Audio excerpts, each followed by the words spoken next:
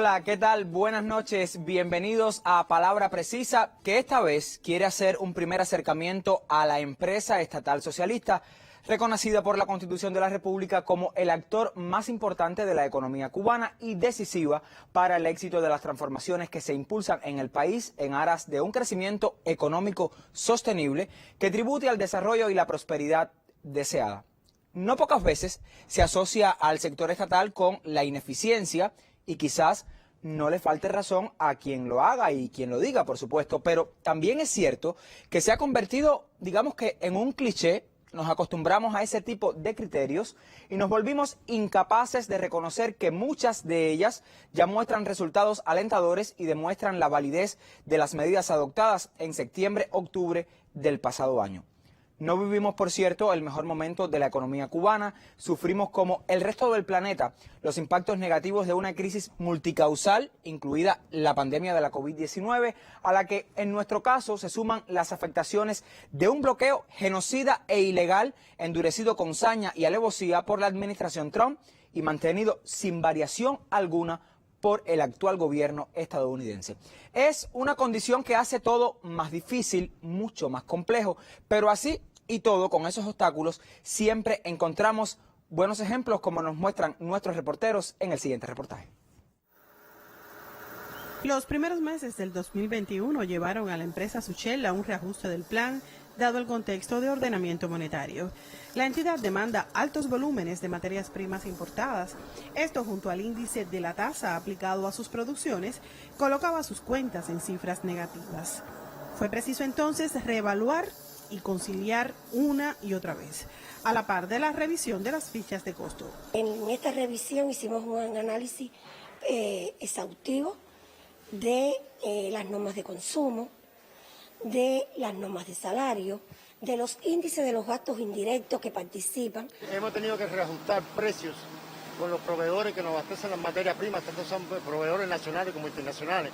Y estos precios fue algo que tuvo que ir negociando para lograr obtener un precio total, saber con detalle todo lo que nos puede afectar en un momento tan determinado en las utilidades de nuestro bebé. Se modificaron los precios de venta mayoristas, pero se preservaron los minoristas. La prioridad es sostener el ritmo productivo con destino a la comercialización. Hoy se evalúa de favorable la situación financiera de la empresa. Sí tenemos financiamiento, disponibilidades bancarias para asumir las deudas y las obligaciones que tenemos con los proveedores, teniendo en cuenta que utilizamos crédito puente para enfrentar estas deudas. En cuanto al pago salarial, se establecieron grupos por grado de complejidad y se definen los elementos para la redistribución de utilidades. Vamos a tener una distinción de acuerdo al nivel de participación que ha tenido cada uno de los UVB durante el año 2020, así como cuando cierre este primer trimestre también se valorará cuál es el % que se va a repartir de esas utilidades a cada una de los UVB en dependencia de ese nivel de participación y cómo ha cumplido su utilidad y el resto de los indicadores. Es un nuevo contexto que implica reajustes y el seguimiento puntual a cada decisión. Gracias a la periodista Roxana Thompson Casamayor por este reportaje que nos debe servir de motivación para el diálogo de esta noche, en el que tomarán parte, y qué privilegio para Palabra Precisa recibir a Ramón Labañino Salazar, vicepresidente de la ANEC. La ANEC, usted sabe, es la Asociación Nacional de Economistas y Contadores de Cuba. Gracias, Ramón, por acompañarnos esta noche en Palabra Precisa. Y un empresario, me refiero a Roselio Margolles Zamora, es director adjunto de la empresa Industria Cubana del Mueble. Todos la conocemos por Dujo. Gracias también por acompañarnos en Palabra Precisa. Bienvenidos, y yo quiero empezar por algo que se dice una y otra vez, lo dicen nuestras autoridades, lo hemos asumido. Se habla, Ramón, de que la empresa estatal socialista es el actor principal de la economía. ¿Pero por qué podemos afirmar esto? Bueno, la empresa estatal socialista es, digamos, lo que está llamado a salvar el socialismo, por ponerlo en términos muy concretos. Es la que produce los bienes y servicios básicos, pero fundamentales, y la gran mayoría de los bienes y servicios que garantiza el sustento de nuestro pueblo. Fíjate, aún con todas las circunstancias adversas que tenemos hoy en día, con la pandemia, con el bloqueo que nos cuesta entre 12 y 15 millones diarios, la empresa estatal socialista hoy en día aporta entre el 85 y el 87% al Producto Interno Bruto. O sea, todo lo que se come en Cuba, todo lo que se produce Y eso quiere decir que independientemente de todos los problemas, la empresa funciona y está avanzando. Las otras formas de gestión no estatal aportan alrededor del 15%, pero voy un poco más allá. En el informe central al 8º Congreso del Partido, nuestro general de Ejército, Raúl Castro Ruz, informe que hay que leerse y volverlo a estudiar mil veces porque tiene muchos mensajes importantísimos. Hay un punto que aclara muy bien en la importancia de la empresa estatal socialista porque se basa en que la propiedad social sobre los medios de producción fundamentales tiene que estar siempre en manos del pueblo. Y es la empresa estatal socialista la ejecutora de esos bienes. Y nos hacía la aclaración Raúl, hay que tener mucho cuidado en los límites de la propiedad privada.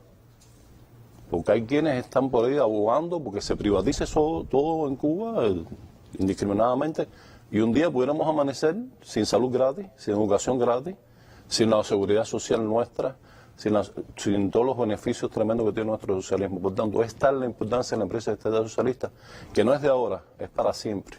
Sin esa empresa fuerte no habrá socialismo. ¿Podría dejar de ser en algún momento, en algún escenario, esa empresa estatal, ese motor impulsor de la economía cubana? No, nunca podría. Condiciones? Tendríamos que cambiar el sistema social.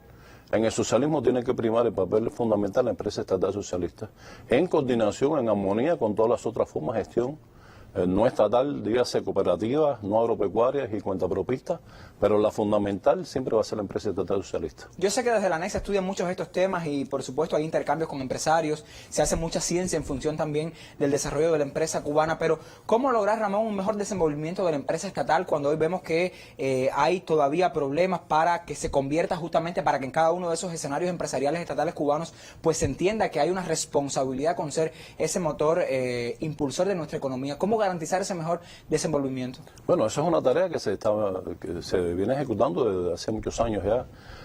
Se han ejecutado varias medidas para destrabar los obstáculos que enfrenta la empresa estatal socialista. Anteriormente fueron cerca de 42 medidas. Ahora, recientemente, 15 nuevas medidas que liberan también de trabas a la empresa estatal socialista. Tenemos que hacer que la empresa sea mucho más independiente en la toma de decisiones. Tenemos que buscar la manera de que la empresa socialista sea realmente dirigida por empresarios verdaderos, empresarios socialistas, por supuesto, pero que permitan a la economía nacional estar a niveles internacionales y a niveles nacionales competitivos. En eso estamos, se han eliminado muchas trabas, creo que faltan varias trabas todavía por liberar, pero en ese camino estamos. Yo sobre las trabas quiero hablar más adelante porque quiero entonces volver la mirada hacia un empresario. Mucho tiempo se ha hablado de un sistema de dirección vertical, de la planificación centralizada. ¿Usted cree que pudieran esas cuestiones debilitar la necesaria capacidad que debe tener la empresa, el empresariado cubano? ¿Cómo usted ve eso? A ver, la verticalidad evidentemente ha afectado el desarrollo de la empresa estatal. Realmente hoy un empresario con las herramientas que tiene en sus manos, con las facultades que se nos han dado, con la aplicación e implementación de las nuevas medidas que ya inclusive, como bien se refería Ramón, están ya definidas en decretos leyes y resoluciones, el empresario tiene en sus manos herramientas que le van a permitir a desarrollar e impulsar mejor sus empresas. ¿Cómo convertimos, y esta pregunta quizás sea un tanto general, pero yo creo que sigue siendo una esencia, en ocasiones no encontramos frente a las empresas a verdaderos empresarios? ¿Cómo creen ustedes que se puede convertir un director de una empresa en un empresario exitoso? ¿Cuál ha sido la fórmula quizás en su caso? ¿Cómo usted ve este asunto? A ver, yo creo que un empresario, lo primero que tiene que tener es preparación. El empresario tiene que tener una preparación técnica en lo que va a dirigir, tiene que tener una preparación de técnicas de dirección y tiene que tener una fuerte preparación política. Con esos tres elementos, entonces a la hora de dirigir la empresa, lo que tiene que tener es un sistema de trabajo eficiente. Tiene que tener claro cuáles son los órganos colegiados asesores, cuáles son los órganos colegiados decisores y utilizarlos. Tiene que rodearse de personas capaces, comprometidas, tiene que ser capaz de correr riesgos, tiene que ser capaz de tener iniciativa, tiene que ser capaz de utilizar, como decía anteriormente, todas las herramientas que nos han puesto en las manos. Tiene que llegar al trabajador, tiene que relacionarse con la gente, tiene que darle al trabajador lo que el trabajador le toca. Nosotros en nuestros planes económicos de las empresas y en nuestros convenios colectivos tenemos elementos que son propios de los trabajadores. No tenemos ninguna razón ni ningún derecho a demorárselo ni a no dárselo. Eso mínimo que tenemos la obligación de dar, tenemos también la obligación de gestionar financieramente lo que necesitemos para podérselo dar y dárselo desde el primer momento que comienza un año. También tenemos la responsabilidad de buscar que la empresa siempre tenga trabajo. Tenemos la responsabilidad de gestionar financieramente, como decía anteriormente, y productivamente la empresa. Identificar clientes estratégicos, identificar clientes que te dan niveles de actividad. No es lo mismo tener un cliente estratégico que un cliente que te da niveles de actividad. Eso hay que tenerlo claro y saberlo identificar. Ahora, ustedes se referían, sobre todo Ramón, al más reciente paquete de medidas implementadas para fortalecer a la empresa estatal y que uno pudiera pensar, bueno, partido de las urgencias del momento, está la pandemia, está la agudización del bloqueo, hay un déficit de oferta tremendo en el país, esto lo vivimos diariamente. Sin embargo, ¿creen ustedes que todavía hay trabas? Hay cuestiones que hay que adelantar, que hay que acabar de resolver para que la empresa pues se estimule, para que la empresa sea ese verdadero motor impulsor de nuestra economía, Ramón. Sí, todavía hay trabas que hay que superar. Y yo pienso que desde el punto de vista de la estructura interna de las empresas, se hace cada vez más necesario una ley de empresa. Es importantísimo una ley de empresa que le permita a cada entidad escoger cuál es la mejor variante para ella. Por ejemplo, la posible creación de las MIPYMES, las medianas y pequeñas empresas o las microempresas. Quizá hay empresas que funcionarían mejor bajo otro sistema empresarial o UEB, que a lo mejor pueden convertirse en empresas, que por cierto, dentro de las 15 medidas está la posibilidad de que una UEB, una unidad empresarial de base, pueda convertirse en empresa, o empresas filiales, que es un concepto interesantísimo, que una empresa puede crear una empresa filial o convertir una UEB que cierre los ciclos productivos de manera completa o parcial, pero que cierre los ciclos productivos, que es importantísimo. Y en ese camino yo creo que nos hace mucha falta una ley de empresas, que nos permita, ¿verdad?, tipificar y darle más hierro, más herramientas a la empresa para que elija cuál es la mejor estructura que ella puede funcionar.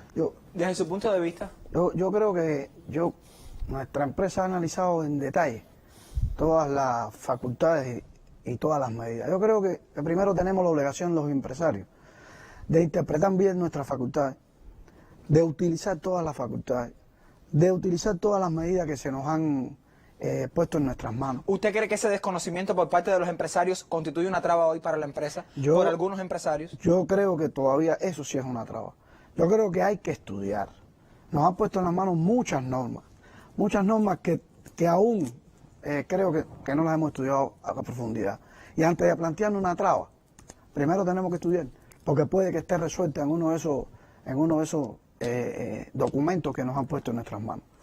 Si fuera a definir una traba, por definir alguna, yo referiría a la estructura aún de indirecto que tienen las empresas estatales. Creo que tenemos responsabilidad compartida. Creo que nosotros los empresarios tenemos que estudiar más eficientemente nuestras estructuras, pero creo que también hay que evaluar la estructura que prácticamente tenemos que tener para responder a todas las contrapartidas, procedimientos, controles que se nos exigen como empresa estatal y que nos obliga a tener una gran estructura alrededor de eso. Todavía tenemos responsabilidad. Creo que todavía podemos seguirla perfeccionando, podemos seguirla apretando para tener menos indirectos. Ramón, permíteme abordar un punto que es interesantísimo lo que está explicando y déjame enfocarlo bien porque esto es un punto que quiero que se entienda bien. Mira, existen límites, cada vez quitamos más trabas. O sea, estamos en un proceso que de verdad estamos destrabando todo, pero estamos llegando a un momento que necesitamos que el empresariado cubano responda a eso, porque tiene las herramientas en la mano, pero hay que permitir, como bien dice, que se lean todos los reglamentos y todas las opciones que tienen en la mano, y eso es un proceso. Lo otro, y es algo que hay que analizar, hay resistencia al cambio, con lo cual es lógico en el proceso Pero yo diría que más que resistencia al cambio en el empresariado, en cierto empresariado cubano, no en todo, porque hay empresarios de éxito, como el caso de él, y muchos empresarios cubanos que son excelentes. Pero hay miedo a tomar decisiones. Y ahí hay que tener cuidado. O sea, el empresario está llamado hoy a tomar riesgos. Y cuando uno es empresario tiene que tomar riesgos. Ahora, hay riesgos honestos y riesgos deshonestos. Y ahí yo quiero aclarar un poco. El riesgo honesto es que el empresario decide tomar decisiones según sus cálculos científicos para invertir en un renglón o en otro, buscar una forma de exportar un producto y buscar para que sus trabajadores tengan mejor salario y que las utilidades sean... Eso es un riesgo, yo llamaría honesto. Es un empresario que está luchando por eso y es demostrar, está el riesgo deshonesto, que es aquel que lo usa para la corrupción, aquel que lo usa para otras cosas ilícitas, y hay que marcar esa diferencia porque nuestro empresario tiene que también sentirse protegido, o sea, en el sentido que estoy tomando decisiones por mi empresa, quiero hacerlo bien, quiero enforzarme y que las cosas salgan bien, no lo que estoy haciendo no es para mal. Y entonces hay que tener, todos los factores tienen que tener entendimiento de esta situación. Y pienso que hemos llegado a un momento en que ya las trabas se quitan, las herramientas las tienes en la mano, pero tienes que echar a funcionar. Y estamos parados. ¿Por qué no hacemos los encadenamientos productivos con la forma de gestión estatal? ¿Por qué todavía le tienen miedo a las cooperativas no agropecuarias y a los cuentapropistas? ¿Es un tema de mentalidad, según su juicio? Es un tema de mentalidad, es un tema de histórico, yo pienso de reticencia a lo que es propiedad privada o lo que no es propiedad socialista. Es un tema de que todavía hoy en día, a pesar de todo, lo ven más visto, se ven más visto una cooperativa no agropecuaria, pero es que se creó para eso. O sea, las nuevas formas de gestión no estatal se crearon para ayudar a la economía cubana, para apoyar en aquellos sectores que no son fundamentales y para complementar el trabajo de la empresa estatal socialista. La tenemos y entonces ahora no la queremos utilizar. Entonces hay que romper ciertos esquemas, hay que ser valientes, porque si no somos valientes, mira, revolucionario que no es valiente, no puede. Ahora tienes que calcular tus riesgos. Yo no digo cometer riesgos cualquiera, riesgos científicamente calculados, cosas que tú demuestres que de verdad estás poniendo la voluntad tuya, pensando siempre como país y como nación, ¿no? Y queriendo salvar siempre a nuestro pueblo. Vamos a hacer una pausa. Yo decía al inicio que este es un tema que definitivamente no cabe en un solo programa, por eso decía que era apenas un primer acercamiento a esa empresa estatal socialista a la que aspiramos, la que necesitamos, la que demanda nuestro pueblo. Antes de seguir con el debate, quiero que nos vayamos hasta Santiago de Cuba. Buscamos también otros ejemplos de cómo la empresa estatal socialista, en medio de la compleja situación económica y también sanitaria que vive el país, pues ha logrado, esos buenos ejemplos han logrado echar adelante. Vamos a ver cuál es la experiencia que nos presentan desde la ciudad de Santiago de Cuba. El perfeccionamiento de la empresa estatal socialista deviene en clave para el desarrollo económico de la isla. En Santiago de Cuba, la empresa comercializadora, importadora, exportadora de la industria ligera Encomil dirige su accionar a tareas que el país presta atención, como el comercio electrónico, una de las vías para sustituir importaciones, y la búsqueda de ingresos en moneda libremente convertible. A través de la página Tienda Lo Tengo, para la sustitución de importaciones y el ingreso de moneda libremente convertible al país, que tanta falta hacen en estos tiempos, ¿no? Juega un rol fundamental las ventas a través del comercio electrónico, si tenemos en cuenta que los productos que comercializamos son productos nacionales, a partir de materias primas nacionales, en su mayoría, y ellos legitimizan lo que quiere el país y busca soberanía de las producciones nacionales nuestras. Aquí el encadenamiento productivo con otras entidades ha propiciado mayores resultados económicos e impacto en la población a través de la distribución de productos de aseo, higiene, limpieza y otros renglones a las cadenas de tiendas del territorio y Guantánamo. El encadenamiento productivo, en nuestro caso, juega un papel fundamental. Si tenemos en cuenta que somos una empresa comercializadora, exportadora e importadora, por tanto, nos encadenamos desde los suministros de la materia prima hasta las producciones en el destino final que tributan e impactan de manera directa en nuestra población. La eficiencia de Encomil Santiago incide en el bienestar de sus clientes, esos que buscan en sus producciones la mejor opción hacia sus necesidades, tras ser un símbolo en el sistema empresarial cubano.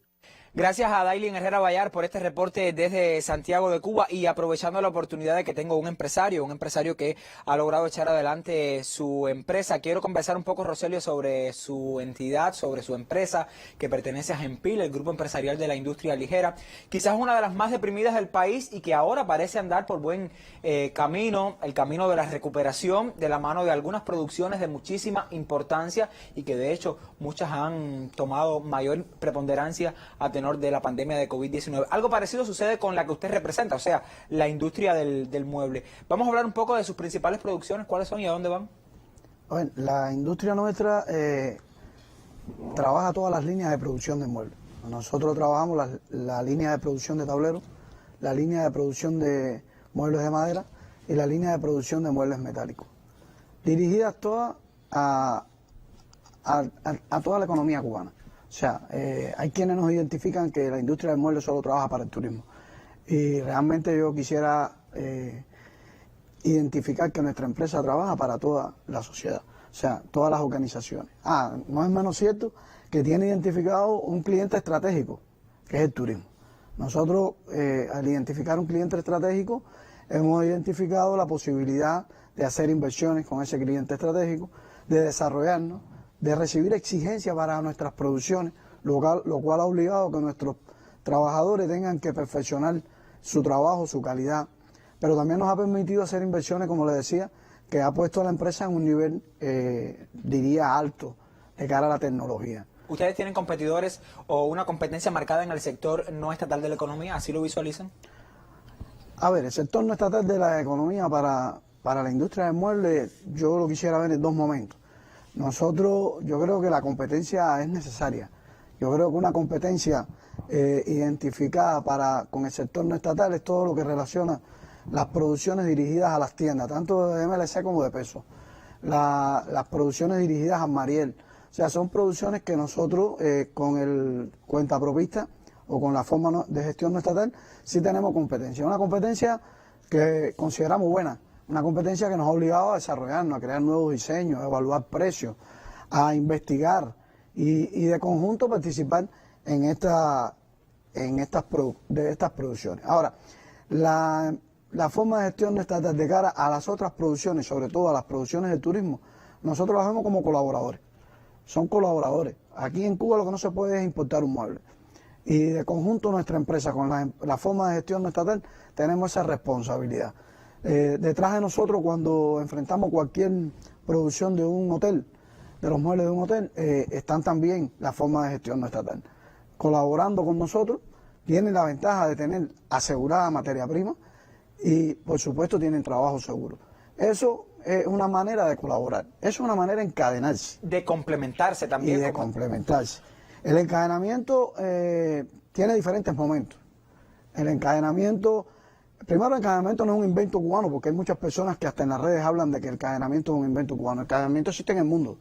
No hay nadie que produzca 100% algo o asegure 100% una producción, o asegure también la transportación, o produzca las materias primas que necesita para la producción. Y eso es encadenarse en cualquier parte del mundo. Tienes que identificar el encadenamiento hacia adelante, que son tus clientes, el hacia atrás, que son todas las materias primas que tú obtienes, pero también tienes que tener identificados los hacia los lados, que son tus colaboradores que son para nosotros las cooperativas agropecuarias, los TCP, las universidades, todas esas son colaboradores que tú tienes.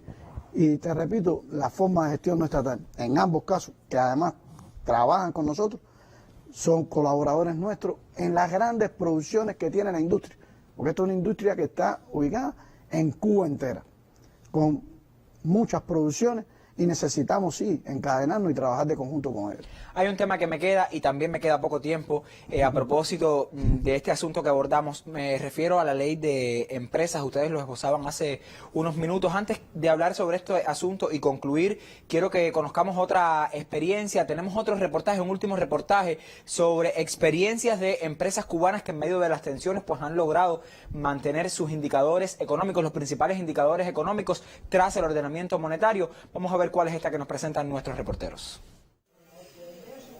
Este es el prototipo de ventilador pulmonar de altas prestaciones hecho en Cuba, a punto de convertirse en producto líder de Conbiomed, empresa del grupo BioCuba Pharma.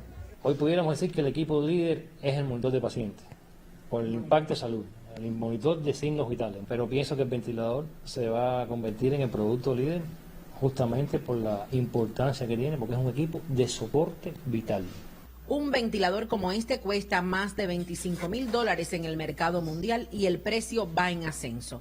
Jóvenes ingenieros junto a otros profesionales integraron el grupo que dio vida al proyecto.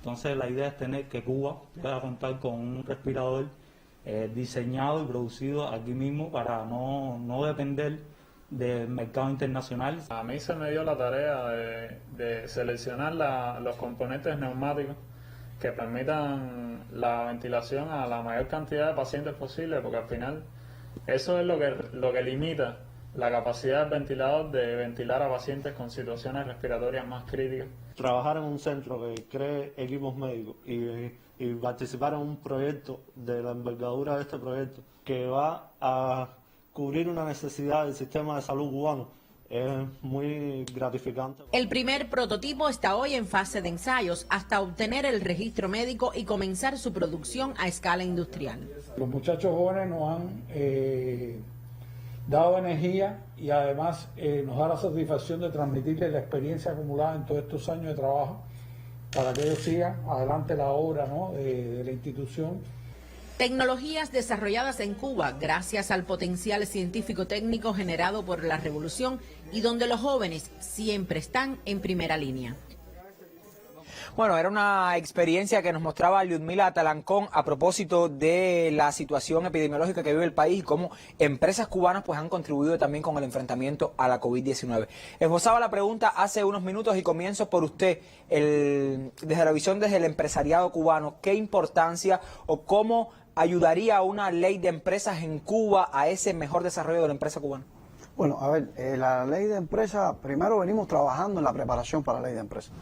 Todo lo que estamos haciendo en el último año, año y medio, con toda la implementación de las medidas, con lo que adelantaba Ramón y hablaba de la empresa filial, la UVB convirtiéndose en empresa, todo eso es preparándonos para la ley de empresas. La ley de empresas va a permitir a las empresas estatales y a las formas de gestión no estatal tener una personalidad jurídica que le va a permitir, va a tener funciones y facultades que va a permitir la mejor relación entre ellos.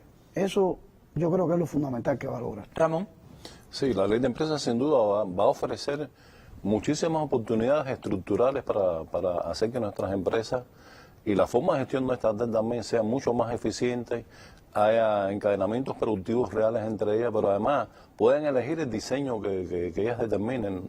Hay UEB que se pueden convertir en empresas, hay empresas que pueden convertirse en otro, un conglomerado o fusión de varias empresas.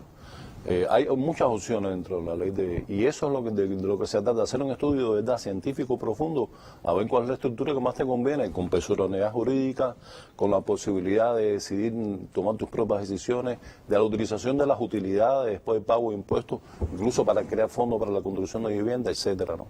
Esta es la importancia de la ley de empresas, que creo que es uno de los elementos que nos falta ya para destrabar todo el sistema empresarial. Y en el diseño y aplicación de esa ley seguramente la ANEC, que por cierto está cumpliendo 42 años, estará acompañando también ese proceso, ¿cierto? 42 años cumplimos el 14 de junio.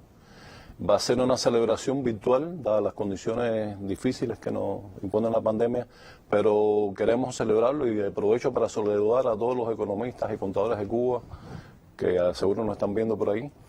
Muchas felicidades en esta jornada y queremos, el mismo 14 de junio va a ser la entrega de los premios científicos.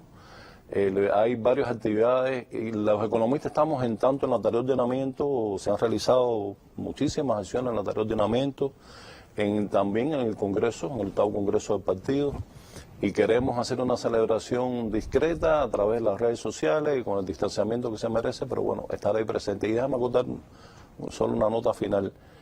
En todo este proceso de actualización de nuestro modelo económico-social, en todas estas formas de gestión no estatal, incluso la propiedad privada, ojo, a la misma vez estamos creando al hombre nuevo que quiere Che Guevara para el futuro socialista. No podemos olvidarnos de educar, no podemos olvidarnos de explicarle a todo el mundo y sobre todo a nuestros jóvenes que por qué se hacen las cosas y por qué este es el camino y por qué estamos en camino al socialismo y al comunismo. Muchísimas gracias, Roselio, también Ramón, por habernos acompañado esta noche. Por supuesto, Palabra Precisa se suma a la felicitación de nuestros economistas y contadores a propósito del 42 aniversario de la ANEC. Y ya usted sabe, comenzamos hoy el análisis. La próxima semana otros espacios de nuestra televisión abordarán las nuevas medidas aprobadas para la empresa estatal socialista. Y no por gusto, es que está llamada desde la Constitución de la República a ser el verdadero motor, el motor impulsor de nuestra economía. Gracias a los dos por habernos acompañado. Usted recuerde, regresa el próximo viernes después de la novela y en retransmisión el sábado en la revista Buenos Días para seguir poniendo aquí la palabra precisa. Buenas noches. Cubano, vamos para allá.